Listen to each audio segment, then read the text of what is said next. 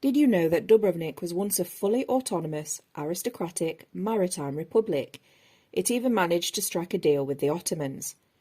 Here are some facts about the Dubrovnik Republic, then called Ragusa, that might surprise you. The Dubrovnik Republic was fully autonomous from 1358 until 1808, when French forces invaded. The Dubrovnik Republic banned slavery in 1416, long before the USA was founded.